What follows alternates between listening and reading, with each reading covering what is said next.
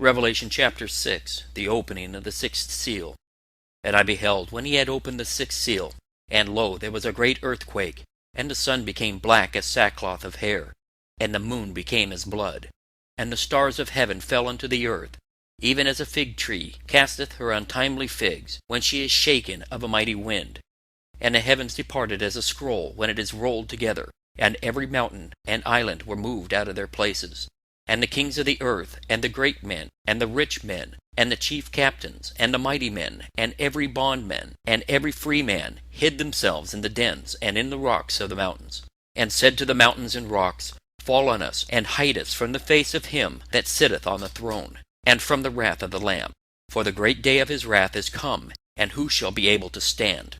Now some people read these verses about the sixth seal, and they immediately jump to the conclusion that this is an end-time prophecy without giving it any due consideration. If the sixth seal was an end-time event, it would mean there was a 1700-year gap between the fifth and sixth seal. It would also mean that Jesus Christ returns before the seventh seal, all 7 of the trumpets, all 7 of the plagues or bowls of judgment, and the vast majority of Revelation being unfulfilled.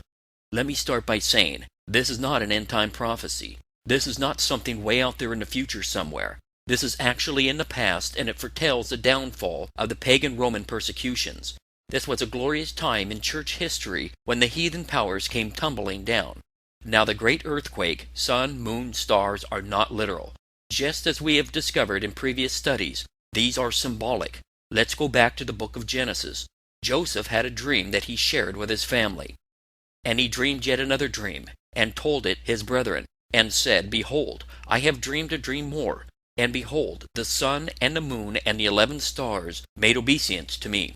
And he told it to his father and to his brethren. And his father rebuked him, and said unto him, What is this dream that thou hast dreamed? Shall I and thy mother and thy brethren indeed come to bow down ourselves to thee to the earth? Jacob Israel immediately connected the symbolism of the sun, moon, and stars as members of their entire family. He did not ooh and ah that the literal sun, moon, and stars bowed to him. He knew it was symbolic. Let's go to the book of Daniel. And out of one of them came forth a little horn, which waxed exceedingly great, toward the south, toward the east, and toward the pleasant land. And it waxed great, even to the host of heaven. And it cast down some of the hosts of the stars to the ground, and stamped upon them. Yea, he magnified himself, even to the prince of the host.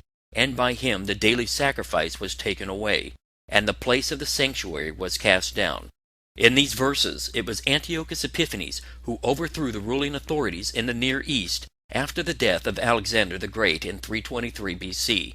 Antiochus Epiphanes was a dreadful character. He organized an expedition against Jerusalem, which he destroyed. He most cruelly put many of its inhabitants to death. His soldiers went into the Jewish temple and slaughtered a pig on the altar of the Lord. They set the pig ablaze and took the meat and tried to make the Jewish men eat it. The men refused, and he cut out their tongues, scalped them, cut off their hands and feet, and burned them on the altar. So we've established once again the symbolism of the sun, moon, and stars as rulers and governing powers. And mountains, islands, and rocks represent prophetical kingdoms and peoples. With this being established, it is no doubt the Christian martyrs must have testified to their persecutors. They must have warned the pagan Romans of the wrath of God and the day of vengeance that would surely come upon them unless they repent and stop the persecutions. We can imagine how these pagans must have shrugged off these warnings and laughed and snickered as they lit the Christians ablaze and drove spikes through their hands. They must have laughed in their drunken state in the security of the Colosseum gallery as the beasts ravaged and tore the Christians apart limb from limb. But now their political heavens began to crumble apart, something I'm sure they thought would never happen. The pagans remembered the warnings, and also the courage and supernatural boldness in which these martyrs had faced death. All men without God are superstitious and fear death. With the memories of all the warnings and anguishing Christians swearing God's revenge, it must have been panic stations as their world began to collapse around them. It was the kings, great men, mighty men who hid themselves in dens and in the rocks. Hide us from the wrath of the Lamb. These superstitious pagans dug up the bones and relics of the martyrs and started to venerate and worship them. They called them Saint So-and-so and tried to invoke their protection. The tumbling down of the heavens of pagan Rome happened this way. The Roman Emperor Diocletian, together with his rulers whom he had appointed in the government of the empire, persecuted the Christians mercilessly, and vowed to kill them all and extinguish the name of Christianity. The people of Italy, crushed beneath the tyranny and misrule, sought out Constantine, who had become the emperor of the eastern half of the Roman Empire. They pleaded with him to deliver them. Now Constantine's mother was a Christian, Lady Helen of York. Constantine must have heard the gospel message from his mother and others as well. Constantine accepted their request, and with his army he marched towards Rome. At the famous battle of Milvian Bridge, Constantine defeated Diocletian's army in 312 AD. The very next year he issued the Edict of Milan, which gave liberty to the Christians. The pagan Roman persecutions were finally over, with 10 million martyrs slain. What happened to Diocletian and his associates? They were terrified, just as the sixth seal tells us.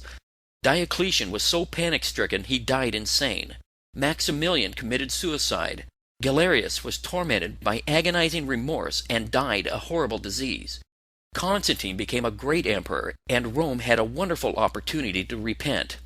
However, this she failed to do, and in the year 476 AD, we will see the eventual and complete disruption of the Roman Empire.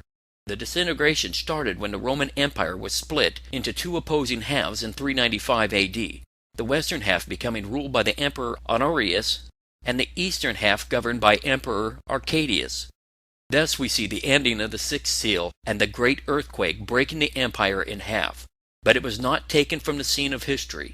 The final disappearing act will come as the book of Revelation continues to unfold.